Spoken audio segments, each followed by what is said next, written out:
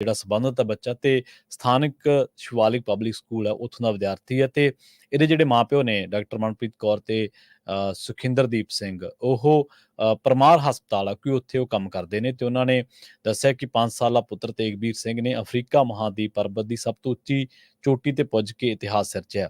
ਤੇਗਵੀਰ ਦੇ ਜਿਹੜੇ ਪਿਤਾ ਨੇ ਸੁਖਿੰਦਰਦੀਪ ਸਿੰਘ ਉਹਨਾਂ ਨੇ ਦੱਸਿਆ ਕਿ ਉਹਨਾਂ ਦਾ ਪੁੱਤਰ ਸਭ ਤੋਂ ਘੱਟ ਉਮਰ ਦੇ ਵਿੱਚ ਅਫਰੀਕਾ ਮਹਾਦੀਪ ਦੀ ਤੰਜ਼ਾਨੀਆ ਦੇ ਵਿੱਚ ਸਥਿਤ ਸਭ ਤੋਂ ਉੱਚੀ 19,340 ਫੁੱਟ 5,895 ਮੀਟਰ ਚੋਟੀ ਸਰ ਕਰਨ ਵਾਲਾ ਪਹਿਲਾ ਸਭ ਤੋਂ ਛੋਟਾ ਏਸ਼ੀਆਈ ਬਣ ਚੁੱਕਿਆ। ਉਹਨੇ ਵੀ ਦੱਸਿਆ ਕਿ ਤੇਗਵੀਰ ਨੇ 2 ਗਾਈਡ ਅਤੇ 2 ਸਹਾਇਕ ਸਟਾਫ ਸਣੇ 18 ਨੂੰ ਟਰੈਕ ਸ਼ੁਰੂ ਕੀਤਾ ਸੀ ਅਤੇ 23 ਅਗਸਤ ਨੂੰ ਕਿਲੀ ਮਜਾਰੋ ਪਰਬਤ ਤੇ ਪੁੱਜ ਕੇ ਉਸ ਨੇ ਵਿਸ਼ਵ ਰਿਕਾਰਡ ਦੀ ਬਰਾਬਰੀ ਕੀਤੀ ਹੈ।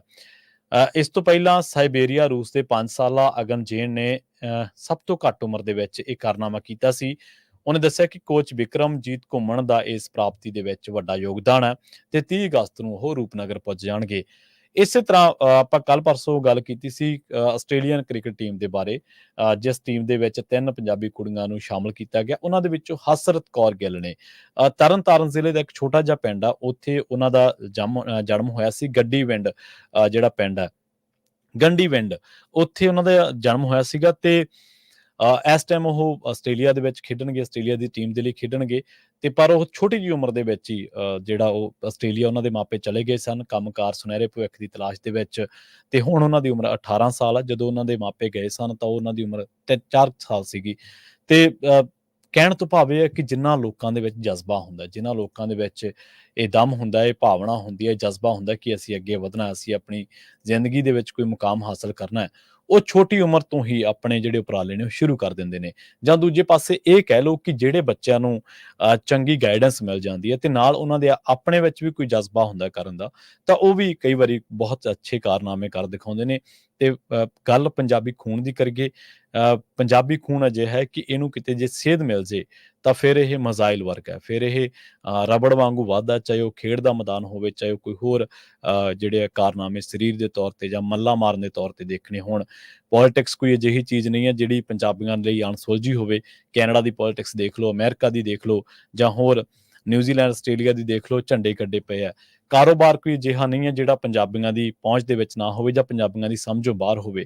ਅਮਰੀਕਾ ਦੀ ਕਿਸੇ ਵੀ ਤੁਸੀਂ ਕਾਰੋਬਾਰ ਜਾਂ ਸੈਕਟਰ ਦੀ ਗੱਲ ਕਰ ਲਓ, ਚਾਹੇ ਉਹ ਟਰੱਕਿੰਗ ਦਾ ਸੈਕਟਰ ਆ, ਚਾਹੇ ਕੋਈ ਹੋਰ ਕਾਰੋਬਾਰ ਨੇ, ਰੀਅਲ estate ਦਾ ਕਾਰੋਬਾਰ ਆ, ਚਾਹੇ ਉਹ ਇੰਸ਼ੋਰੈਂਸ ਦਾ ਕਾਰੋਬਾਰ ਆ, ਚਾਹੇ ਕੋਈ ਹੋਰ ਤਰੀਕੇ ਦਾ ਕਾਰੋਬਾਰ ਆ, ਬੇਸ਼ੱਕ ਉਹਨਾਂ ਦੀ ਮੁਹਾਰਤ ਹੋਵੇ ਨਾ ਹੋਵੇ ਉਸ ਮਾਮਲੇ ਦੇ ਵਿੱਚ, ਉਸ ਪ੍ਰੋਫੈਸ਼ਨ ਦੀ ਉਹਨਾਂ ਨੇ ਐਜੂਕੇਸ਼ਨ ਲਈ ਨਾ ਹੋਵੇ, ਪਰ ਫਿਰ ਵੀ ਉਹਨਾਂ ਦੀ ਸਮਝ, ਸੂਝ-ਬੂਝ ਤੇ ਉਹਨਾਂ ਦਾ ਜਿਹੜਾ ਅੱਗੇ ਵਧਣ ਦਾ ਇੱਕ ਅੰਦਰ ਜਜ਼ਬਾ, ਇੱਕ ਅੰਦਰ ਕਣ ਹੈ, ਉਹ ਉਹਨਾਂ ਨੂੰ ਅਜਿਹੇ ਕਾਰੋਬਾਰਾਂ ਦੇ ਵਿੱਚ ਵੀ ਸਫਲਤਾ ਦਿਵਾ ਦਿੰਦਾ ਹੈ ਜਿਨ੍ਹਾਂ ਕਾਰੋਬਾਰਾਂ ਬਾਰੇ ਕਦੇ ਉਹਨਾਂ ਨੇ ਸੋਚਿਆ ਵੀ ਨਹੀਂ ਹੁੰਦਾ। ਹਾਂ, ਉਹਨਾਂ ਦਾ ਸ਼ੌਂਕ ਜ਼ਰੂਰ ਹੁੰਦਾ ਕਿ ਯਾਰ ਆਹ ਕੰਮ ਕਰਕੇ ਦੇਖਣਾ ਹੈ, ਪਰ ਬਿਨਾਂ ਕਿਸੇ ਵੀ ਪ੍ਰੋਫੈਸ਼ਨਲ ਪੜ੍ਹਾਈ ਤੋਂ, ਬਿਨਾਂ ਕਿਸੇ ਹੋਰ ਜਾਣਕਾਰੀ ਹਾਸਲ ਕੀਤਿਆਂ, ਸਿਰਫ ਆਪਣੀ ਸੋਚ, ਚੰਗੀ ਸੋਚ, ਮਿਹਨਤੀ ਜਜ਼ਬਾ ਤੇ ਇੱਕ ਟੀਚਾ ਜਿਹੜਾ ਸਰ ਮਿੱਥਿਆ ਹੁੰਦਾ ਉਹਨੂੰ ਸਰ ਕਰਨ ਦੀ ਜਿਹੜੀ ਆਦਤ ਹੈ, ਉਹਦੇ ਲਈ ਉਹ ਸਿਰ ਤੋੜ ਯਤਨ ਕਰਦੇ ਨੇ ਤੇ ਫਿਰ ਉਹ ਅਜਿਹੇ ਕਾਰਨਾਮੇ ਕਰ ਜਾਂਦੇ ਨੇ, ਅਜਿਹੇ ਕਦਮ ਜਿਹੜੇ ਨੇ ਉਹ ਦੁਨੀਆ ਵਾਸਤੇ ਛੱਡ ਜਾਂਦੇ ਨੇ ਜਾਂ ਅਜਿਹੀਆਂ ਪੁਲਾਂਘਾਂ ਪੁੱਟ ਲੈਂਦੇ ਨੇ, ਅਜਿਹੇ ਮਾਰ ਲੈਂਦੇ ਨੇ ਜਿਹੜੇ ਕਦੇ ਉਹਨਾਂ ਨੇ ਸੋਚ ਵਿਚਾਰੇ ਵੀ ਨਹੀਂ ਹੁੰਦੇ। ਇਹਨਾਂ ਮੁਲਕਾਂ ਦੇ ਵਿੱਚ ਤੁਹਾਨੂੰ ਹਜ਼ਾਰਾਂ ਅਜਿਹੇ ਪੰਜਾਬੀਆਂ ਦੀਆਂ ਮਿਸਾਲਾਂ ਮਿਲ ਜਾਣਗੀਆਂ ਜਿਹੜੇ ਜਦੋਂ ਆਏ ਸੀ ਤਾਂ ਉਹਨਾਂ ਕੋਲੇ ਸਿਰਫ 2 ਬਰੀਫਕੇਸ ਅਟੈਚੀ ਸੀਗੇ, ਮਾਫ ਕਰਨਾ, ਕੋਈ ਬੈਗ ਸੀਗੇ। ਤਾਂ ਜਦੋਂ ਉਹਨਾਂ ਨੇ ਇੱਥੇ ਇਹਨਾਂ ਧਰਤੀਆਂ ਤੇ ਘਾਲਣਾ ਕਾੜੀ, ਜਿਸ ਕਿਸੇ ਵੀ ਸਿਸਟਮ ਦੇ ਵਿੱਚ ਮਿਹਨਤ ਨੂੰ ਮੌਕਾ ਮਿਲਦਾ, ਜਿਸ ਕਿਸੇ ਵੀ ਸਿਸਟਮ ਦੇ ਵਿੱਚ ਬਰਾਬਰੀ ਦੇ ਮੌਕੇ ਨੇ, ਜਿੱਥੇ ਵੀ 2 ਨੰਬਰ ਦਾ 2 ਦਰਜੇ ਦਾ ਸ਼ਹਿਰੀ ਬਣਾ ਕੇ ਤੁਹਾਨੂੰ ਨਹੀਂ ਰੱਖਿਆ ਜਾਂਦਾ, ਉੱਥੇ ਕਿਸੇ ਵੀ ਥਾਂ ਦੀ ਉਹ ਧਰਤੀ ਹੈ, ਚਾਹੇ ਕੋਈ ਠੰਡਾ ਮੁਲਕ ਹੈ, ਚਾਹੇ ਕੋਈ ਗਰਮ ਮੁਲਕ ਹੈ, ਚਾਹੇ ਕੋਈ 7 ਸਮੁੰਦਰ ਪਾਰ ਹੈ, ਚਾਹੇ ਕਿਤੇ ਵੀ ਹੈ, ਪੰਜਾਬੀਆਂ ਨੇ ਉੱਥੇ ਮੱਲਾਂ ਮਾਰੀਆਂ ਨੇ। ਸੋ ਇਹ ਤੇਗਵੀਰ ਹੈ ਬੱਚਾ 5 ਸਾਲ ਦਾ, ਪਰ ਫਿਰ ਵੀ ਇਹਨੇ ਇੱਕ ਬਹੁਤ ਵੱਡਾ ਜਿਹੜਾ ਰਿਕਾਰਡ ਆ ਉਹ ਹਾਸਲ ਕਰ ਲਿਆ। ਏਸ਼ੀਆਈ ਬੱਚਾ ਬਣ ਗਿਆ ਸਭ ਤੋਂ ਛੋਟੀ ਉਮਰ ਦਾ, ਜਿਹਨੇ ਅਫਰੀਕੀ ਮਹਾਦੀਪ ਦੇ ਵਿੱਚ ਤੰਜ਼ਾਨੀਆ ਦੇ ਵਿੱਚ ਸਥਿਤ 19,340 ਫੁੱਟ, ਜੇ ਮੀਟਰਾਂ ਦੇ ਵਿੱਚ ਗਿਣੀਏ ਤਾਂ 5,895 ਮੀਟਰ ਚੋਟੀ ਸਰ ਕਰਨ ਵਾਲਾ ਇਹ ਪਹਿਲਾ ਏਸ਼ੀਆਈ ਬੱਚਾ। ਕਿਲੀ ਮਜਾਰੋ ਪਰਬਤ ਤੇ ਪੁੱਜ ਕੇ ਉਸਨੇ ਇਸ ਵਿਸ਼ਵ ਰਿਕਾਰਡ ਦੀ ਬਰਾਬਰੀ ਕੀਤੀ ਹੈ। ਇਸ ਤੋਂ ਪਹਿਲਾਂ ਰੂਸ ਦਾ ਇੱਕ ਬੱਚਾ ਸੀ ਅਗਨਜੇਨ ਜਿਵਕੋਵਿਕ, ਉਹਨੇ ਇਸ ਸਭ ਤੋਂ ਘੱਟ ਉਮਰ ਦੇ ਵਿੱਚ ਇਹ ਕਾਰਨਾਮਾ ਕੀਤਾ ਸੀ। ਇੱਕ ਹੋਰ ਪੰਜਾਬੀ ਨੌਜਵਾਨ ਦੀ ਗੱਲ ਕਰ ਲਈਏ, ਬੜੀ ਮੰਦਭਾਗੀ ਘਟਨਾ ਵਾਪਰੀ ਹੈ ਕੈਨੇਡਾ ਦੇ ਸੂਬੇ ਓਨਟਾਰੀਓ ਦੇ ਸ਼ਹਿਰ ਕਿਚਨਰ ਦੇ ਵਿੱਚ। ਇੱਕ ਸੜਕ ਹਾਦਸਾ ਵਾਪਰਿਆ ਤੇ ਇਸ ਹਾਦਸੇ ਦੇ ਵਿੱਚ ਸਮਾਣਾ ਪਟਿਆਲਾ ਦੇ ਨੌਜਵਾਨ ਕਮਰਪਾਲ ਸਿੰਘ ਦੀ ਮੌਤ ਹੋ ਗਈ ਹੈ। ਇਸ ਦੇ ਕਾਰਨ ਉਸਦੇ ਪਿਤਾ ਜੋ ਗੁਰਜੀਤ ਸਿੰਘ, ਜੋ ਕਿ ਪੈਪਸੂ ਰੋਡ ਟਰਾਂਸਪੋਰਟ ਕਾਰਪੋਰੇਸ਼ਨ ਦੇ ਡਰਾਈਵਰ ਨੇ, ਅਤੇ ਅਧਿਆਪਕ ਮਾਂ ਜਸਬੀਰ ਕੌਰ ਸਣੇ ਪਰਿਵਾਰ ਦੇ ਮੈਂਬਰ ਸਦਮੇ ਦੇ ਵਿੱਚ ਨੇ। ਗੁਰਜੀਤ ਸਿੰਘ ਨੇ ਦੱਸਿਆ ਕਿ ਉਹਨਾਂ ਦਾ ਪੁੱਤਰ ਕੰਵਰਪਾਲ ਸਿੰਘ 2022 ਨੂੰ ਪੜ੍ਹਾਈ ਦੇ ਲਈ ਕੈਨੇਡਾ ਗਿਆ ਸੀ। 20 ਅਗਸਤ ਨੂੰ ਰੋਜ਼ਾਨਾ ਗੱਡੀ ਤੇ ਕੰਮ ਦੇ ਲਈ ਘਰੋਂ ਨਿਕਲਿਆ ਸੀ। ਕੁਝ ਦੂਰੀ ਤੇ ਤੇਜ਼ ਰਫ਼ਤਾਰ ਟਰਾਲੇ ਨੇ ਉਸ ਦੀ ਗੱਡੀ ਦੇ ਵਿੱਚ ਟੱਕਰ ਮਾਰ ਦਿੱਤੀ। ਜ਼ਖਮੀ ਹੋਣ ਦੀ ਹਾਲਤ ਦੇ ਵਿੱਚ ਉਸ ਨੂੰ ਹਸਪਤਾਲ ਭਰਤੀ ਕਰਵਾਇਆ ਗਿਆ, ਜਿੱਥੇ ਬੀਤੇ ਦਿਨੀ ਉਸ ਦੀ ਮੌਤ ਹੋ ਗਈ।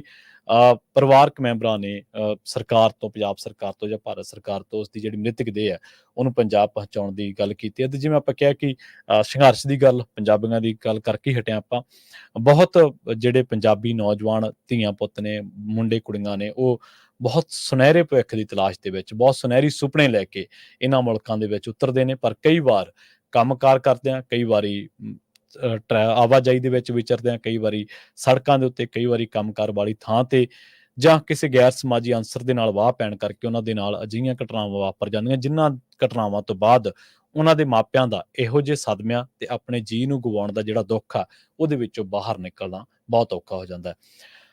ਇੱਕ ਪੰਜਾਬ ਦੀ ਪੋਲਿਟਿਕਸ ਬਾਰੇ ਗੱਲਬਾਤ ਕਰਦੇ ਹਾਂ। ਗਿੱਦੜਬਾਹਾ ਜ਼ਿਮਨੀ ਚੋਣ ਦੇ ਵਿੱਚ ਵੱਡਾ ਸਿਆਸੀ ਮੁਕਾਬਲਾ ਹੋਣ ਦੇ ਆਸਾਰ ਬਣ ਚੁੱਕੇ ਨੇ। ਸ਼੍ਰੋਮਣੀ ਅਕਾਲੀ ਦਲ ਤੋਂ ਅਸਤੀਫੇ ਮਗਰੋਂ ਅਕਾਲੀ ਦਲ ਦੇ ਹਲਕਾ ਇੰਚਾਰਜ ਹਰਦੀਪ ਸਿੰਘ ਡਿੰਪੀ ਢਿੱਲੋਂ ਨੇ ਐਲਾਨ ਕੀਤਾ ਕਿ ਉਹ 28 ਅਗਸਤ ਨੂੰ ਆਮ ਆਦਮੀ ਪਾਰਟੀ ਦੇ ਵਿੱਚ ਸ਼ਾਮਲ ਹੋਣਗੇ।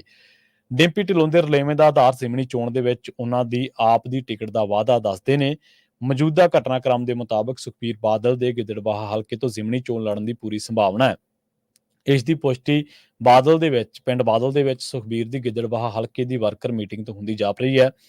ਤੇ ਆਉਣ ਵਾਲੇ ਟਾਈਮ ਦੇ ਵਿੱਚ ਤੁਹਾਨੂੰ ਸੁਖਬੀਰ ਬਾਦਲ ਅਤੇ ਡਿੰਪੀ ਢਿੱਲੋਂ, ਜਿਹੜੇ ਕਿ ਇੱਕ ਦੂਜੇ ਦੇ ਬੜੇ ਮਿੱਤਰ ਰਹੇ ਨੇ, ਕੋਈ ਸਮਾਂ ਸੀ ਜਦੋਂ ਅਕਾਲੀ ਦਲ ਦੀ ਸਰਕਾਰ ਸੀਗੀ ਤੇ ਦੀਪ ਬੱਸ ਦੇ ਸੜਕ ਹਾਦਸੇ ਆਮ ਹੀ ਹੋ ਜਾਂਦੇ ਸੀਗੇ।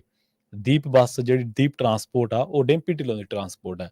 ਤੇ ਜਦੋਂ ਹਾਦਸੇ ਹੋ ਜਾਂਦੇ ਸੀਗੇ ਤਾਂ ਹੁਣ ਸੜਕੀ ਹਾਦਸਾ ਹੋ ਗਿਆ ਤੇ ਜਿਹੜੀ ਪੀੜਤ ਧਿਰ ਆ, ਮਤਲਬ ਜਿਹਦਾ ਨੁਕਸਾਨ ਹੋਇਆ, ਤੇ ਉਹਨੇ ਥਾਣੇ ਪਹੁੰਚਣਾ, ਉਹ ਹੋਰ ਕਿੱਥੇ ਜਾਊਗਾ।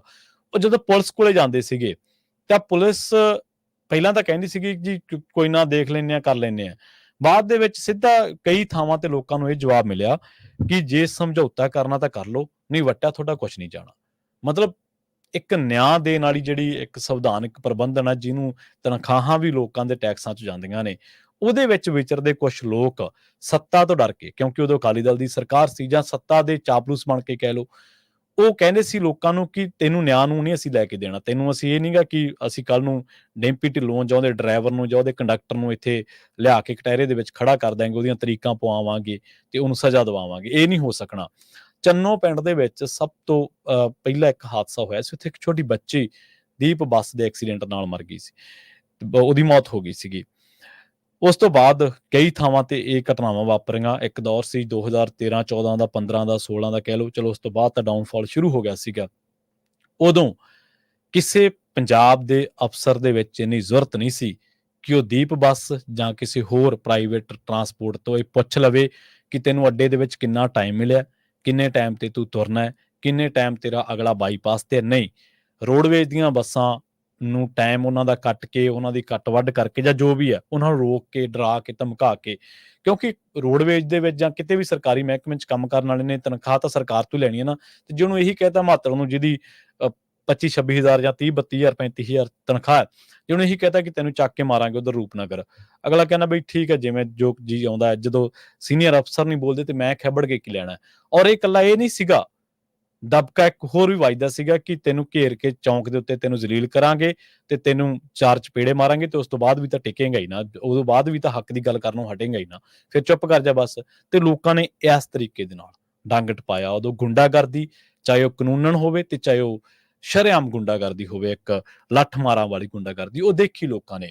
ਹੁਣ ਇਹ ਦੋਨੇ ਧਿਰਾਂ ਆਮੋ ਸਾਹਮਣੇ ਹੋ ਸਕਦੀਆਂ ਨੇ ਤੇ ਸਿਆਸੀ ਟਕੋਰਾਂ ਕਰਦੇ ਦਿਸ ਸਕਦੇ ਨੇ। ਮੌਜੂਦਾ ਸਮੇਂ ਦੇ ਲਈ ਸ਼੍ਰੋਮਣੀ ਅਕਾਲੀ ਦਲ ਜਥੇਬੰਦਕ ਪਰੇਸ਼ਾਨੀਆਂ ਕਰਕੇ ਸੂਬਾ ਪੱਧਰ ਤੇ ਕਰੋ ਜਾਂ ਮਰੋ ਦੀ ਸਥਿਤੀ ਦੇ ਵਿੱਚ ਹੈ। ਅਕਾਲੀ ਦਲ ਇਸ ਜ਼ਿਮਨੀ ਚੋਣ ਜ਼ਰੀਏ 1995 ਦੀ ਗਿੱਦੜਬਾਹਾ ਜ਼ਿਮਨੀ ਚੋਣ ਦਾ ਇਤਿਹਾਸ ਦੁਹਰਾਉਣ ਦੇ ਰੌਂ ਦੇ ਵਿੱਚ ਹੈ। ਤਾਜ਼ਾ ਘਟਨਾਕ੍ਰਮ ਦੇ ਵਿੱਚ ਅਕਾਲੀ ਦਲ ਕੋਲੇ ਸੁਖਬੀਰ ਤੋਂ ਇਲਾਵਾ ਕੋਈ ਹੋਰ ਮਜ਼ਬੂਤ ਉਮੀਦਵਾਰ ਨਹੀਂ ਹੈ। ਕੁਝ ਸਿਆਸੀ ਜਾਣਕਾਰ ਸੁਖਬੀਰ ਦੇ ਖੁਦ ਚੋਣ ਲੜਨ ਨੂੰ ਘਾਤਕ ਵੀ ਦੱਸ ਰਹੇ ਨੇ। ਸਾਬਕਾ ਮੁੱਖ ਮੰਤਰੀ ਪ੍ਰਕਾਸ਼ ਸਿੰਘ ਬਾਦਲ 1969 ਤੋਂ 1985 ਤੱਕ ਗਿੱਦੜਬਾਹਾ ਹਲਕੇ ਤੋਂ ਵਿਧਾਇਕ ਰਹੇ ਨੇ ਤੇ ਪਿਛਲੇ ਦਿਨਾਂ ਤੋਂ ਸੁਖਬੀਰ ਇਸ ਪਿਤਾ ਪੁਰਖੀ ਹਲਕੇ ਦੇ ਵਿੱਚ ਰਾਬਤਾ ਮੁਹਿੰਮ ਕਰ ਰਹੇ ਨੇ। ਇਸ ਦੌਰਾਨ ਮਨਪ੍ਰੀਤ ਬਾਦਲ ਨੂੰ ਅਕਾਲੀ ਦਲ ਦੀ ਟਿਕਟ ਦਾ ਭੰਬਲ ਭੂਸਾ ਸਿਆਸੀ ਫਿਜ਼ਾ ਦੇ ਵਿੱਚ ਉਛਲ ਪਿਆ ਜਦੋਂ ਹਰਦੀਪ ਸਿੰਘ ਡਿੰਪੀ ਢਿੱਲੋਂ ਜਾਣ ਦਾ ਐਲਾਨ ਕਰਦੇ ਨੇ। ਉਹ ਕਹਿੰਦੇ ਨੇ ਕਿ ਮੈਂ ਸੁਖਬੀਰ ਨੂੰ ਪੁੱਛਿਆ ਕਿ ਦੱਸੋ ਜੀ ਕਿਵੇਂ ਕਰੀਏ? ਉਹ ਕਹਿੰਦੇ ਕੋਈ ਨਾ ਤੁਸੀਂ ਤਿਆਰੀਆਂ ਕਰੋ। ਦੂਜੇ ਪਾਸੋਂ ਕਹਿੰਦੇ ਮੈਂ ਫਿਰ ਪੁੱਛਿਆ ਵੀ ਦੱਸੋ ਜੀ ਕਿਵੇਂ ਕਰੀਏ? ਲੋਕ ਤਾਂ ਇਹ ਕਹਿ ਰਹੇ ਨੇ ਕਿ ਮਨਪ੍ਰੀਤ ਬਾਦਲ ਆ ਰਹੇ ਨੇ ਜਾਂ ਕਿਵੇਂ ਨੇ? ਉਹ ਕਹਿੰਦੇ ਨਹੀਂ ਤੁਸੀਂ ਤਿਆਰੀ ਕਰੋ, ਕੋਈ ਗੱਲ ਨਹੀਂ। ਫਿਰ ਹਰਸਿਮਰਤ ਕੌਰ ਬਾਦਲ ਨੇ ਐਲਾਨ ਕਰਤਾ ਕਿ ਸੁਖਬੀਰ ਬਾਦਲ ਇੱਥੋਂ ਆਉਣਗੇ। ਫਿਰ ਕਹਿੰਦੇ ਜੇ ਮੈਨੂੰ ਸੁਖਬੀਰ ਨੇ ਕਿਹਾ ਇੱਕ ਦਿਨ ਕਿ ਬਈ ਜੇ ਆਪਾਂ ਮਨਪ੍ਰੀਤ ਬਾਦਲ ਨੂੰ ਲੈ ਆਈਏ ਤੈਨੂੰ ਕੋਈ ਗੁੱਸਾ ਗਿਲਾ ਤਾਂ ਨਹੀਂ? ਹੁਣ ਸੁਖਬੀਰ ਵੀ ਭਲੇ ਮਾਨਸ ਵਾਲੀਆਂ ਗੱਲਾਂ ਕਰਨ ਲੱਗ ਪਿਆ ਵੀ ਭੋਲੇਪਣ ਵਾਲੀਆਂ ਵੀ ਭਲੇ ਮਾਨਸਾ ਜਿਹੜੇ ਬੰਦੇ ਤੇਰੇ ਨਾਲ ਲੱਗੇ ਇਸ ਗੱਲ ਤੋਂ ਫਿਰਦੇ ਆ ਕਿ ਬਈ ਅਸੀਂ ਟਿਕਟ ਲੜਾਂਗੇ, ਅਸੀਂ ਵਿਧਾਇਕ ਬਣਾਂਗੇ, ਅਸੀਂ ਐਂ ਕਰਾਂਗੇ, ਅਸੀਂ ਉਹ ਕਰਾਂਗੇ, ਉਹ ਬੰਦੇ ਕਿੱਥੇ ਇਸ ਗੱਲ ਨੂੰ ਜਰ ਸਕਦੇ ਆ ਜਾਂ ਕਿੱਥੇ ਇਸ ਗੱਲ ਨੂੰ ਡਾਈਜੈਸਟ ਕਰ ਸਕਦੇ ਆ ਕਿ ਕੋਈ ਹੋਰ ਬੰਦਾ ਉਹਨਾਂ ਦੀ ਜਿਹੜੀ ਸਲਤਨਤ ਬਣਾਉਣ ਦੀ ਕੋਸ਼ਿਸ਼ ਕੀਤੀ ਜਾ ਰਹੀ ਹੈ, ਸਿਆਸੀ ਸਲਤਨਤ। ਹਾਲਾਂਕਿ ਇੱਥੇ ਰਜਿਸਟਰੀਆਂ ਕਿਸੇ ਨੇ ਨਹੀਂ ਕਰਾਈਆਂ ਕਿ ਹਲਕਾ ਕਿਸੇ ਦਾ ਕਿਹਦਾ ਹੈ, ਲੋਕਾਂ ਨੇ ਤੈਅ ਕਰਨਾ ਹੁੰਦਾ। ਤੇ ਉਹ ਬੰਦੇ ਕਿੱਥੋਂ ਇਹ ਚੀਜ਼ਾਂ ਨੂੰ ਲੈ ਲੈਣਗੇ? ਬਾਅਦ ਦੇ ਵਿੱਚ ਆਪਾਂ ਜੋ ਅੱਜ ਕੱਲ੍ਹ ਡਰਾਮਾ ਸਿਆਸੀ ਤੌਰ ਤੇ ਚੱਲ ਰਿਹਾ ਉਹਦੇ ਵਿੱਚ ਆਪਾਂ ਦੇਖਿਆ। ਪਰ ਇਹਦੇ ਲਈ ਦੋ ਵੱਡੇ ਸਵਾਲ ਨੇ। ਆਮ ਆਦਮੀ ਪਾਰਟੀ ਵਾਲਿਆਂ ਨੂੰ ਵੀ ਸਵਾਲ ਹੈ ਕਿ ਇਸੇ ਡਿੰਪੀ ਢਿੱਲੋਂ ਜਿਹਨੂੰ ਤੁਸੀਂ ਸ਼ਾਮਲ ਕਰਨ ਜਾ ਰਹੇ ਹੋ, ਇਸੇ ਡਿੰਪੀ ਢਿੱਲੋਂ ਦੇ ਬਾਰੇ ਤੁਹਾਡੇ ਜਿਹੜੇ ਇੱਥੋਂ ਦੇ ਵਰਕਰ ਆ ਉਹ ਕਹਿੰਦੇ ਸੀ ਸਾਨੂੰ ਦਬਕੇ ਮਾਰਦਾ, ਸਾਨੂੰ ਡਰਾਉਂਦਾ ਧਮਕਾਉਂਦਾ। ਤੇ ਅਕਾਲੀ ਦਲ ਦੀ ਸਰਕਾਰ ਵੇਲੇ ਕਈ ਲੋਕਾਂ ਨੇ ਇਹ ਗੱਲ ਕਹੀ ਕਿ ਸਾਨੂੰ ਪੁਲਿਸ ਤੰਗ ਪਰੇਸ਼ਾਨ ਵੀ ਕਰਦੀ, ਜਿਹੜੇ ਆਮ ਆਦਮੀ ਪਾਰਟੀ ਦੇ ਵਰਕਰ ਸੀਗੇ। ਖੈਰ ਹੁਣ ਉਹਨਾਂ ਦੇ ਵਿੱਚ ਆ ਕੇ ਚੋਣ ਲੜਨਗੇ। ਦੂਜੀ ਜਿਹੜੀ ਗੱਲ ਆ ਸੁਖਬੀਰ ਬਾਦਲ ਦੀ, ਸੁਖਬੀਰ ਬਾਦਲ ਉਹ ਇੱਕ ਇਸ ਤਰੀਕਾਕਾਰ ਦੇ ਇਸ ਟਾਈਮ ਲੀਡਰ ਬਣ ਚੁੱਕੇ ਨੇ ਜਿਨ੍ਹਾਂ ਨੂੰ ਇਹ ਲੱਗਦਾ ਹੈ ਕਿ ਜੇ ਕੋਈ ਆਹ ਗੱਲ ਹੋ ਗਈ ਤੇ ਇਹਦੇ ਨਾਲ ਕੀ ਹੋ ਜਾਊਗਾ। ਮਤਲਬ ਉਹਨਾਂ ਨੂੰ ਜਦੋਂ ਲੋਕ ਇਹ ਗੱਲ ਕਹਿੰਦੇ ਸੀਗੇ ਕਿ ਡੀਜੀਪੀ ਸੁਮੇਧ ਸੈਣੀ ਨੂੰ ਨਹੀਂ ਬਣਾਉਣਾ ਸੀਗਾ, ਉਹ ਕਹਿੰਦੇ ਕੀ ਹੋ ਜਾਊਗਾ। ਜਦੋਂ ਕਈ ਲੋਕਾਂ ਨੇ ਅਕਾਲੀ ਦਲ ਦੇ ਵਿੱਚ ਇਹ ਗੱਲ ਕਹੀ ਕਿ ਡੇਰਾ ਸਿਰਸਾ ਦੇ ਮਾਮਲੇ ਦੇ ਵਿੱਚ ਆਪਾਂ ਨੂੰ 90 ਲੱਖ ਦੇ ਇਸ਼ਤਿਹਾਰ ਨਹੀਂ ਸੀ ਛਪਵਾਉਣੇ ਚਾਹੀਦੇ, ਆਪਾਂ ਨੂੰ ਇਸ ਮਾਮਲੇ ਤੇ ਮੁੜ ਵਿਚਾਰ ਕਰਨਾ ਚਾਹੀਦਾ। ਉਹ ਕਹਿੰਦਾ ਕੀ ਹੋ ਜਾਊਗਾ। ਜਦੋਂ ਲੋਕਾਂ ਨੇ ਕਿਹਾ ਕਿ ਕੋਟਕਪੂਰਾ ਗੋਲੀਕਾਂਡ ਮਾਮਲੇ ਦੇ ਵਿੱਚ ਆਪਣੇ ਤੋਂ ਪੰਥਕ ਲੋਕ ਦੂਰ ਹੋ ਚੁੱਕੇ ਨੇ, ਆਪਾਂ ਪੰਥ ਵਿਰੋਧੀ ਕਾਰਨਾਮਾ ਆਪਣੀ ਸਰਕਾਰ ਦੇ ਵਿੱਚ ਹੋਇਆ, ਉਹ ਕਹਿੰਦਾ ਕੀ ਹੋ ਜਾਊਗਾ। ਉਸ ਤੋਂ ਬਾਅਦ ਰਣਜੀਤ ਸਿੰਘ ਬ੍ਰਹਮਪੁਰਾ, ਸੇਵਾ ਸਿੰਘ ਸੇਖਵਾਂ ਵਰਗੇ ਲੋਕ, ਹਾਲਾਂਕਿ ਮੈਂ ਕਿਸੇ ਨੂੰ ਬਰੀ ਨਹੀਂ ਕਰਦਾ, ਮੈਂ ਇਹ ਨਹੀਂ ਕਹਿੰਦਾ ਕਿ ਫਲਾਂ ਬੰਦਾ ਚੰਗਾ ਹੈ ਤੇ ਸੁਖਬੀਰ ਮਾੜਾ ਹੈ, ਜਾਂ ਮੈਂ ਇਹ ਨਹੀਂ ਕਹਿੰਦਾ ਕਿ ਫਲਾਂ ਬੰਦਾ ਮਾੜਾ ਤੇ ਸੁਖਬੀਰ ਚੰਗਾ ਹੈ। ਇਹ ਸਾਰੇ ਇੱਕੋ ਹੀ ਨੇ। ਚਾਹੇ ਹੁਣ ਜਿਹੜੇ ਦੂਜੇ ਨੇ ਮਲੂਕਾ ਨੇ, ਚਾਹੇ ਚੰਦੂ ਮਾਜਰਾ ਨੇ, ਚਾਹੇ ਉਹ ਬੀਬੀ ਜਗੀਰ ਕੌਰ ਨੇ, ਚਾਹੇ ਹੋਰ ਲੋਕ ਨੇ, ਸੱਤਾ ਦੇ ਵਿੱਚ ਰਹਿੰਦਿਆਂ ਐਸ਼ਾਂ ਤੇ ਇਹਨਾਂ ਨੇ ਵੀ ਕੀਤੀਆਂ ਨਾ, ਆਪਣੇ ਬੱਚਿਆਂ ਲਈ ਟਿਕਟਾਂ, ਉਹਨਾਂ ਨੂੰ ਅਹੁਦੇ, ਵਜ਼ੀਰੀਆਂ, ਸਾਰਾ ਕੁਝ ਤਾਂ ਮਾਣਾ ਨਾ ਵਿੱਚ ਰਹਿ ਕੇ। ਪਰ ਖੈਰ ਉਹ ਕਹਿੰਦੇ ਕੀ ਹੋ ਜਾਊਗਾ। ਫਿਰ ਲੋਕਾਂ ਨੇ ਕਿਹਾ ਕਿ ਸੁਖਦੇਵ ਸਿੰਘ ਢੀਂਡਸਾ ਚਲੇ ਗਏ ਨੇ, ਇਹਨਾਂ ਦੀ ਗੱਲ ਸੁਣਨੀ ਚਾਹੀਦੀ। ਉਹ ਕਹਿੰਦਾ ਕੀ ਹੋ ਜਾਊਗਾ, ਕੀ ਫਰਕ ਪੈਂਦਾ। ਲੋਕਾਂ ਨੇ ਕਿਹਾ ਕਿ ਮਨਪ੍ਰੀਤ ਇਆਲੀ, ਜਗਮੀਤ ਬਰਾੜ, ਬੀਬੀ ਜਗੀਰ ਕੌਰ ਗੁੱਸੇ, ਉਹ ਕਹਿੰਦਾ ਕੋਈ ਫਰਕ ਨਹੀਂ ਪੈਂਦਾ, ਕੀ ਹੋ ਜਾਊਗਾ। ਲੋਕਾਂ ਨੇ ਕਿਹਾ ਕਿ ਹਰਗੋਬਿੰਦ ਨੂੰ ਤੁਸੀਂ ਪ੍ਰਧਾਨ ਬਣਾਤਾ ਤੇ ਇਸ ਕਰਕੇ ਇਸਤਰੀ ਅਕਾਲੀ ਦਲ ਦਾ ਇੱਕ ਬਹੁਤ ਵੱਡਾ ਖੇਮਾ ਜਿਹੜਾ ਉਹ ਚਲਾ ਗਿਆ, ਆਪਣੇ ਤੋਂ ਰੁੱਸ ਗਿਆ। ਉਹ ਕਹਿੰਦਾ ਕੀ ਹੋ ਜਾਊਗਾ। ਲੋਕਾਂ ਨੇ ਕਿਹਾ ਕਿ ਆਦੇਸ਼ ਪ੍ਰਤਾਪ ਕੈਰੋਂ ਨੂੰ ਤੁਸੀਂ ਪਾਰਟੀ ਚੋਂ ਕੱਢਤਾ ਹੈ, ਤੁਸੀਂ ਉਹਦੀ ਗੱਲ ਨਹੀਂ ਸੁਣ ਰਹੇ, ਤੁਸੀਂ ਜਵਾਬ ਦੇਣਾ ਪਊਗਾ। ਉਹ ਕਹਿੰਦਾ ਕੀ ਹੋ ਜਾਊਗਾ। ਲੋਕਾਂ ਨੇ ਕਿਹਾ ਕਿ ਇਕਬਾਲ ਸਿੰਘ ਝੁੰਦਾ ਕਮੇਟੀ ਦੀ ਰਿਪੋਰਟ ਬਾਰੇ ਤੁਸੀਂ ਕੋਈ ਦੱਸ ਨਹੀਂ ਰਹੇ ਲੋਕਾਂ ਨੂੰ, ਲੋਕਾਂ ਨੇ ਸਵਾਲ ਕੀਤੇ ਆ, ਜਾਂ ਅਕਾਲੀ ਦਲ ਨੂੰ ਸੁਰਜੀਤ ਕਰਨਾ। ਉਹ ਕਹਿੰਦਾ ਕੀ ਹੋ ਜਾਊਗਾ। ਲੋਕਾਂ ਨੇ ਕਿਹਾ ਕਿ ਸੁਖਵਿੰਦਰ ਸੁੱਖੀ ਚਲਾ ਗਿਆ, ਆਪਣਾ ਵਿਧਾਇਕ ਸੀ, ਆਮ ਆਦਮੀ ਪਾਰਟੀ ਚਲਾ ਗਿਆ, ਸੱਤਾਧਾਰੀਆਂ ਦੇ ਘਰੇ ਚਲਾ ਗਿਆ। ਉਹ ਕਹਿੰਦਾ ਕੀ ਹੋ ਜਾਊਗਾ। ਲੋਕਾਂ ਨੇ ਕਿਹਾ ਕਿ ਡਿੰਪੀ ਢਿੱਲੋਂ ਚਲਾ ਗਿਆ, ਹੁਣ ਤਾਂ ਕੁਝ ਕਰੋ। ਕਹਿੰਦਾ ਕੀ ਹੋ ਜਾਊਗਾ। ਸੋ ਮਤਲਬ ਕਹਿਣ ਤੋਂ ਭਾਵ ਇਹ ਹੈ ਕਿ ਜਦੋਂ ਕਿਸੇ ਵੀ ਇਨਸਾਨ, ਇਹ ਜ਼ਰੂਰੀ ਨਹੀਂ ਗਾ ਸੁਖਬੀਰ ਬਾਦਲ ਦੇ ਸੰਦਰਭ ਦੇ ਵਿੱਚ, ਜਦੋਂ ਕਿਸੇ ਵੀ ਬੰਦੇ ਨੇ ਕਿਸੇ ਸਿਸਟਮ ਨੂੰ ਖੜਾ ਕਰਨ ਦੇ ਵਿੱਚ, ਕਿਸੇ ਸਿਸਟਮ ਨੂੰ ਡਿਵੈਲਪ ਕਰਨ ਦੇ ਵਿੱਚ ਕੋਈ ਯੋਗਦਾਨ ਨਹੀਂ ਪਾਇਆ, ਉਹਨੇ ਕੋਈ ਸੰਘਰਸ਼ ਨਹੀਂ ਕੀਤਾ, ਇਹ ਇੱਥੇ ਸੁਖਬੀਰ ਬਾਦਲ ਦੇ ਸੰਦਰਭ ਦੇ ਵਿੱਚ ਨਹੀਂ, ਤੁਸੀਂ ਆਮ ਜ਼ਿੰਦਗੀ ਦੇ ਵਿੱਚ ਵੀ ਦੇਖ ਲਿਓ, ਜਿਹੜੇ ਬੰਦੇ ਨੇ ਸੰਘਰਸ਼ ਨਹੀਂ ਕੀਤਾ, ਜਿਹਨੂੰ ਇਹ ਪਤਾ ਨਹੀਂਗਾ ਕਿ ਇਸ ਲਾਈਨ ਦੇ ਵਿੱਚ ਆਹ ਪਾਪੜ ਵੇਲਣੇ ਪੈਂਦੇ ਆ, ਜੇਲਾਂ ਵੀ ਕੱਟਣੀਆਂ ਪੈਂਦੀਆਂ, ਲੋਕਾਂ ਖਾਤਰ ਮੋਰਚੇ ਵੀ ਲਾਉਣੇ ਪੈਂਦੇ ਆ। ਪ੍ਰਕਾਸ਼ ਸਿੰਘ ਬਾਦਲ ਨੇ ਇੱਕ ਦਿਨ ਗੱਲ ਕਹੀ ਸੀ, ਔਰ ਕਈ ਗੱਲਾਂ ਉਹਨਾਂ ਨੇ ਸਹੀ ਕਹੀਆਂ ਸੀ। ਉਹਨਾਂ ਨੇ ਵਿਕਰਮ ਮਜੀਠੀਆ ਦੇ ਸੰਦਰਭ ਦੇ ਵਿੱਚ ਇਹ ਗੱਲ ਕਹੀ ਸੀ NRI ਸੰਮੇਲਨ ਦੇ ਦੌਰਾਨ। ਉਹ ਕਹਿੰਦੇ ਕਿ ਇਹਨਾਂ ਨੂੰ ਤਾਂ ਥਾਲੀ ਦੇ ਵਿੱਚ ਪਰੋਸ ਕੇ ਸਾਰਾ ਕੁਝ ਮਿਲ ਗਿਆ ਤੇ ਹੁਣ ਇਹਦੇ ਤੇ ਕਬਜ਼ਾ ਕਰਨ ਨੂੰ ਫਿਰਦੇ ਆ। ਜਦੋਂ ਥਾਲੀ ਦੇ ਵਿੱਚ ਸਾਰਾ ਕੁਝ ਪਰੋਸ ਕੇ ਮਿਲ ਜਾਵੇ, ਚਾਹੇ ਉਹ ਤੁਸੀਂ ਕੋਈ ਪਲੇਅਰ ਦੇ ਤੌਰ ਤੇ ਲੈ ਲਓ ਜਿਹੜਾ ਸਿਫਾਰਸ਼ੀ ਹੋਵੇ, ਜਿਹਨੇ ਮੈਦਾਨ ਦੇ ਵਿੱਚ ਧੌਲਾਂ ਨਾ ਖਾਧੀਆਂ ਹੋਣ, ਜਿਹਨੇ ਮੈਦਾਨ ਦੇ ਵਿੱਚ ਧੱਫੇ ਨਾ ਖਾਧੇ ਹੋਣ, ਜਿਹਨੂੰ ਕੈਂਚੀਆਂ ਨਾ ਵੱਜੀਆਂ ਹੋਣ, ਜਿਹਨੂੰ ਧੱਕ ਕੇ ਪਰੇ ਨਾ ਕੀਤਾ ਹੋਵੇ, ਜਿਹਦੇ ਚਪੇੜੇ ਨਾ ਪਏ ਹੋਣ ਕਬੱਡੀ ਦੇ ਗਰਾਊਂਡ 'ਚ, ਉਹ ਜ਼ਿਆਦਾ ਟਾਈਮ ਟਿਕ ਨਹੀਂ ਸਕਦਾ। ਟਿਕੂਗਾ ਉਹ ਜਿਹੜਾ ਵਿਚਾਰਾ 35 ਕਿਲੋ ਤੋਂ ਲੱਗਿਆ ਖੇਡਣ, ਫਿਰ 42 ਕਿਲੋ 'ਚ ਖੇਡਿਆ, ਫਿਰ ਉਹ 47 'ਚ ਖੇਡਿਆ, ਫਿਰ 55 'ਚ ਖੇਡਿਆ, ਫਿਰ 62 'ਚ ਖੇਡਿਆ, 65 'ਚ ਖੇਡਿਆ, 72 'ਚ ਖੇਡਿਆ, ਫਿਰ ਓਪਨ 'ਚ ਗਿਆ। ਉਹ ਬੰਦਾ ਮੱਲਾ ਮਾਰੂਗਾ, ਉਹਦੇ ਚਾਹੇ 4 ਪੈ ਵੀ ਜਾਣਗੇ, ਫਿਰ ਵੀ ਨਹੀਂ ਮਰੂਗਾ। ਉਹਨੂੰ ਲੱਗਦਾ ਕਿ ਯਾਰ ਕੋਈ ਗੱਲ ਨਹੀਂ, ਸਾਲਾਂ ਬੱਧੀ ਇਹ ਕੰਮ ਹੋ ਹੀ ਰਿਹਾ ਨਾ, ਕੋਈ ਨਹੀਂ। ਕਿਸੇ ਨੇ ਜੇ ਇੱਕ ਰੇਡ ਪਾਉਣ ਗਏ ਤੇ ਇੱਕ ਜੜਤੀ, ਤਾਂ ਇਹਦੇ 'ਚ ਕੋਈ ਨਹੀਂ। ਉਹਦਾ ਸਰੀਰ ਵੀ ਪੱਕ ਜਾਂਦਾ, ਉਹਦਾ ਮਨ ਵੀ ਪੱਕ ਜਾਂਦਾ। ਪਰ ਜਦੋਂ ਕਈ ਵਾਰ ਹੌਲੇ ਬੰਦੇ ਨੂੰ, ਜਾਂ ਕਹਿ ਲਓ ਕਿ ਜਿਹੜਾ ਦੂਰਦ੍ਰਿਸ਼ਟੀ ਨਾ ਹੋਵੇ ਜਿਹਦੇ ਕੋਲੇ, ਜਾਂ ਉਹਨੂੰ ਆਸਾਨੀ ਨਾਲ ਚੀਜ਼ਾਂ ਮਿਲ ਜਾਣ, ਤਾਂ ਉਹਨੂੰ ਡਾਇਜੈਸਟ ਕਰਨੀਆਂ ਔਖੀਆਂ ਹੋ ਜਾਂਦੀਆਂ। ਉਹ ਕਈ ਵਾਰ ਐਸਾ ਰਿਐਕਟ ਕਰਦਾ ਜਿਹੜਾ ਰਿਐਕਟ ਉਹਨੂੰ ਨਹੀਂ ਕਰਨਾ ਚਾਹੀਦਾ। ਔਰ ਤੁਸੀਂ ਵੈਸੇ ਵੀ ਜੇ ਕਦੇ ਦੇਖ ਲਿਓ, ਬਹੁਤ ਸਾਰੇ ਲੋਕਾਂ ਦੀ ਇੰਡੀਅਨ ਕ੍ਰਿਕਟ ਟੀਮ ਦੀ ਮੈਂ ਗੱਲ ਕਰਦਾ, ਉੱਥੇ ਸਿਲੈਕਸ਼ਨ ਹੋਈ, ਪਰ ਜਦੋਂ ਉਹਨਾਂ ਨੂੰ ਪੈੜਾਂ ਪਾ ਕੇ ਬੈਟਿੰਗ ਕਰਨ ਦੇ ਲਈ ਕਿਹਾ ਗਿਆ, ਉਹਨਾਂ ਤੋਂ 20 ਬਾਲਾਂ ਵੀ ਨਹੀਂ ਖੇਡੀਆਂ ਗਈਆਂ। ਮੈਂ ਖੁਦ ਆਪਣੀ ਅੱਖੀਂ ਦੇਖਿਆ ਕਿ ਜਿਹੜੇ ਬੰਦੇ ਕਾਲਜਾਂ ਦੇ ਵਿੱਚ ਡੀਪੀ ਮਾਸਟਰਾਂ ਦੇ ਕਰੀਬੀ ਹੁੰਦੇ ਸੀਗੇ, ਔਰ ਉਹਨਾਂ ਨੂੰ ਮੈਦਾਨ ਦੇ ਵਿੱਚ ਉਤਾਰ ਦਿੱਤਾ ਜਾਂਦਾ ਸੀਗਾ, ਉਹ ਇੱਕ ਓਵਰ ਦੇ ਵਿੱਚ 5-5 6-6 ਗੇਂਦਾਂ ਵਾਈਡ ਸਿੱਟ ਜਾਂਦੇ ਸੀ, ਕਿਉਂਕਿ ਉਹਨਾਂ ਨੇ ਸਿੱਖੀ ਥੋੜ੍ਹੋ ਸੀਗੀ। ਜਿਹੜੇ ਵਿਕਟਾਂ ਤਾਂ ਉਹ ਹਾਸਲ ਕਰਦੇ ਸੀ ਨਾ ਜਿਨ੍ਹਾਂ ਨੇ ਪ੍ਰੈਕਟਿਸ ਕੀਤੀ ਸੀ, ਜਿਵੇਂ ਆਪਾਂ ਕਬੱਡੀ ਦੇ ਮੈਦਾਨ ਦਾ ਜ਼ਿਕਰ ਕੀਤਾ ਹੈ। ਇਸੇ ਤਰ੍ਹਾਂ ਇਕੱਲੀ ਸਿਆਸਤ ਨਹੀਂ, ਤੁਸੀਂ ਹੋਰ ਵੀ ਕਿਸੇ ਸਿਸਟਮ ਦੇ ਵਿੱਚ ਦੇਖ ਲਿਓ, ਬੰਦਾ ਉਹ ਕੱਟੂਗਾ, ਬੰਦਾ ਉਹ ਅੱਗੇ ਜਾਊਗਾ, ਉਹ ਦਬਾਅ ਚੱਲੂਗਾ, ਉਹ ਸੰਘਰਸ਼ ਲੜੂਗਾ ਜਿਹੜਾ ਬੰਦਾ ਉਸ ਕੁਰਸੀ ਤੇ, ਉਸ ਅਹੁਦੇ ਤੇ ਸੰਘਰਸ਼ ਕਰਕੇ ਪਹੁੰਚਿਆ। ਸਿਆਣੇ ਕਹਿੰਦੇ ਕਿ ਜਿਹੜਾ ਬੰਦਾ ਪੌੜੀਆਂ ਜ਼ਰੀਏ 10 ਮੰਜ਼ਲਾਂ ਚੜ੍ਹਿਆ ਹੋਵੇ ਨਾ, ਜੇਕਰ ਉਹਨੂੰ ਆਪਾਂ ਕਹਿ ਦਈਏ ਕਿ ਆਪ ਖੜੀ ਲਿਫਟ ਤੇ ਜਾ, ਥੱਲੇ ਜਾ ਵੜਾ, ਤੇ ਆਪਾਂ ਇੱਕ ਤਰੀਕੇ ਨਾਲ ਉਹਨੂੰ ਡੇਗ ਦਈਏ ਥੱਲੇ ਕਿ ਤੂੰ, ਉਹਦੇ 'ਚ ਦਮ ਹੋਊਗਾ ਕਿ ਉਹ ਜ਼ੀਰੋ ਤੋਂ ਵੀ ਸ਼ੁਰੂ ਕਰ ਲਊਗਾ। ਪਰ ਜਿਹੜਾ ਲਿਫਟ ਜ਼ਰੀਏ ਆਇਆ ਹੋਊਗਾ, ਜਿਹੜਾ ਕਿਸੇ ਹੋਰ ਸ਼ਾਰਟਕਟ ਜ਼ਰੀਏ ਆਇਆ ਹੋਊਗਾ, ਉਹਨੂੰ ਔਖਾ ਲੱਗੂਗਾ। ਉਹਨੂੰ ਲੱਗੂਗਾ ਕਿ ਜੇ ਮੈਂ ਇੱਥੋਂ ਨਿਕਲ ਗਿਆ, ਜੇ ਮੈਂ ਆਹ ਸਿਸਟਮ ਦੇ ਵਿੱਚੋਂ ਨਿਕਲ ਗਿਆ, ਤਾਂ ਮੇਰਾ ਵੱਟਿਆ ਕੁਛ ਨਹੀਂ ਜਾਣਾ, ਕਿਉਂਕਿ ਉਹਨੇ ਉਸ ਚੀਜ਼ ਦੇ ਲਈ ਆਪਣਾ ਸਰੀਰ ਨਹੀਂ ਤਪਾਇਆ ਹੁੰਦਾ, ਉਹਨੇ ਤਪੱਸਿਆ ਨਹੀਂ ਕੀਤੀ ਹੁੰਦੀ, ਉਸ ਇਮਤਿਹਾਨਾਂ ਚੋਂ ਨਹੀਂ ਲੰਘਿਆ ਹੁੰਦਾ, ਉਸ ਪ੍ਰੀਖਿਆਵਾਂ ਚੋਂ ਨਹੀਂ ਲੰਘਿਆ ਹੁੰਦਾ। ਇਸੇ ਕਰਕੇ ਜਿਹੜੇ ਸੁਖਬੀਰ ਬਾਦਲ ਨੂੰ ਸਲਾਮਾਂ ਦੇ ਰਹੇ ਸੀ ਲੋਕ, ਉਹ ਲੋਕ ਹੋ ਸਕਦਾ ਉਹਨਾਂ ਨੇ ਜੇਲਾਂ ਵੀ ਕੱਟੀਆਂ ਹੋਣ, ਉਹਨਾਂ ਵਿੱਚੋਂ ਹੋਣ, ਹੋ ਸਕਦਾ ਉਹਨਾਂ ਨੇ ਮੋਰਚੇ ਵੀ ਲਾਏ ਹੋਣ, ਪਰ ਜਦੋਂ ਨਵਾਂ ਬਿਲਡਅਪ ਹੋਇਆ, ਜਦੋਂ ਸਾਰਾ ਕਾਰਪੋਰੇਟ ਤਰੀਕੇ ਦੇ ਨਾਲ, ਜਿਹੜਾ ਅਕਾਲੀ ਦਲ ਕਦੇ ਤੱਪੜਾਂ ਤੇ ਬਹਿ ਕੇ, ਕਦੇ ਅੰਮ੍ਰਿਤਸਰ ਦੇ ਸ੍ਰੀ ਅੰਮ੍ਰਿਤਸਰ ਸਾਹਿਬ ਦੇ ਵਿੱਚ ਮੀਟਿੰਗਾਂ ਕਰਦਾ ਸੀ ਔਰ ਮਤੇ ਪਾ ਕੇ ਫੈਸਲੇ ਲਏ ਜਾਂਦੇ ਸੀ, ਜਦੋਂ ਉਹਦਾ ਚੰਡੀਗੜ੍ਹ ਦੇ ਵਿੱਚ ਇੱਕ ਕਾਰਪੋਰੇਟ ਤੌਰ ਦੇ ਉੱਤੇ, ਜਦੋਂ CEO ਦੇ ਤੌਰ ਤੇ ਗੱਲਾਂ ਚੱਲਣ ਲੱਗੀਆਂ, ਤਾਂ ਮੁਹਾਂਦਰਾ ਬਦਲਿਆ, ਸਿਧਾਂਤ ਉਖੜਿਆ। ਜਦੋਂ ਸਿਧਾਂਤ ਉਖੜਿਆ ਤੇ ਫਿਰ ਲੋਕਾਂ ਦਾ ਨਾਲ ਰਲਣਾ ਜਾਂ ਲੋਕਾਂ ਦੇ ਨਾਲ ਜਾਣਾ ਕੋਈ ਤੈਅ ਨਹੀਂ ਸੀ। ਲੋਕ ਹਲੇ ਵੀ ਬਥੇਰੇ ਲੋਕ ਨੇ ਜਿਹੜੇ ਇਹ ਚਾਹੁੰਦੇ ਨੇ ਕਿ ਅਕਾਲੀ ਦਲ ਚੱਲੇ, ਪਰ ਉਹ ਇਹ ਨਹੀਂ ਚਾਹੁੰਦੇ ਕਿ ਬਾਦਲ ਵਾਲਾ ਚੱਲੇ। ਅਕਾਲੀ ਦਲ ਐਸਾ ਅਕਾਲੀ ਦਲ ਜਿਹੜਾ ਪੰਥ ਨੂੰ ਪਰਨਾਇਆ ਹੋਵੇ, ਜਿਹੜਾ ਪੰਥਕ ਸੋਚ ਤੇ ਪਹਿਰਾ ਦੇਵੇ, ਪੰਥ ਨੂੰ ਜਵਾਬ ਦੇ ਵੀ ਹੋਵੇ। ਇਹ ਨਹੀਂਗਾ ਕਿ ਇਕੱਲਾ ਠੀਕ ਹੈ ਪਰਨਾਇਆ ਚੱਲ ਕੇ, ਤਿੰਨ ਚੀਜ਼ਾਂ ਦੇ ਬਿਨਾਂ ਕਦੇ ਵੀ 3P ਫੈਕਟਰ ਆ ਜਿਹੜਾ ਪਲਾਨ, ਪਰਸਪੈਕਟਿਵ ਤੇ ਉਸ ਤੋਂ ਬਾਅਦ ਉਹਨੂੰ ਅਪਲਾਈ ਕਿਸ ਤਰੀਕੇ ਨਾਲ ਕੀਤਾ ਜਾਂਦਾ ਹੈ।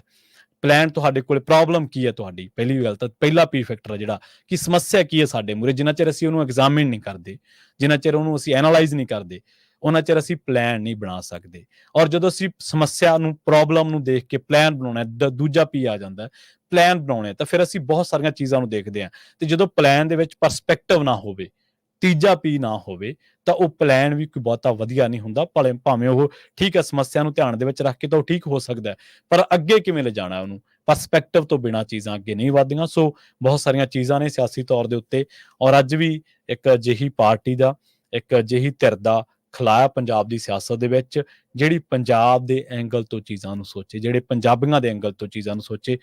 3 ਪਾਰਟੀਆਂ ਇਸ ਟਾਈਮ 4 ਵਿਚਰ ਰਹੀਆਂ ਨੇ, ਭਾਜਪਾ, ਕਾਂਗਰਸ, ਅਕਾਲੀ ਦਲ ਤੇ ਆਮ ਆਦਮੀ ਪਾਰਟੀ। 3 ਪਾਰਟੀਆਂ ਤਾਂ ਦਿੱਲੀ ਤੋਂ ਚੱਲ ਰਹੀਆਂ ਨੇ, ਜਿਹੜੀ ਪੰਜਾਬ ਤੋਂ ਚੱਲਦੀ ਹੈ ਉਹਦੀ ਜਿਹੜੀ ਕਾਰਕਰਦਗੀ ਹੈ, ਉਹਦੇ ਤੋਂ ਲੱਗਦਾ ਨਹੀਂਗਾ ਕਿ ਉਹ ਪੰਜਾਬ ਨੂੰ ਸਮਰਪਿਤ ਹੋ ਕੇ ਜਾਂ ਪੰਜਾਬ ਦੇ ਮੁੱਦਿਆਂ ਨੂੰ ਐਡਰੈਸ ਕਰਕੇ ਉਹ ਚੱਲ ਰਹੀ ਹੈ। ਪ੍ਰੋਗਰਾਮ ਖਬਰ ਤੇ ਨਜ਼ਰ ਨੂੰ ਆਪਾਂ ਇੱਥੇ ਸਮਾਪਤ ਕਰਾਂਗੇ। ਪੰਜਾਬੀ ਰੇਡੀਓ ਦੀ ਅਗਲੀ ਪੇਸ਼ਕਸ਼ ਪ੍ਰੋਗਰਾਮ ਅਪਡੇਟ ਅਮਰੀਕਾ ਪ੍ਰੋਗਰਾਮ ਦੇ ਵਿੱਚ ਅਮਰੀਕਾ ਦੇ ਨਾਲ ਵਿਸ਼ਵ ਭਰ ਦੇ ਵਿੱਚ ਵਾਪਰੀਆਂ ਅਹਿਮ ਵੱਡੀਆਂ ਖਾਸ ਘਟਨਾਵਾਂ, ਖਬਰਾਂ ਦੇ ਬਾਰੇ ਤੁਹਾਨੂੰ ਦਿੱਤੀਆਂ ਜਾਣਗੀਆਂ ਜਾਣਕਾਰੀਆਂ। ਜੁੜੇ ਰਹੋ ਪੰਜਾਬੀ ਰੇਡੀਓ USA ਦੇ ਨਾਲ। ਬਹੁਤ ਬਹੁਤ ਧੰਨਵਾਦ। ਸਤਿ ਸ੍ਰੀ ਅਕਾਲ।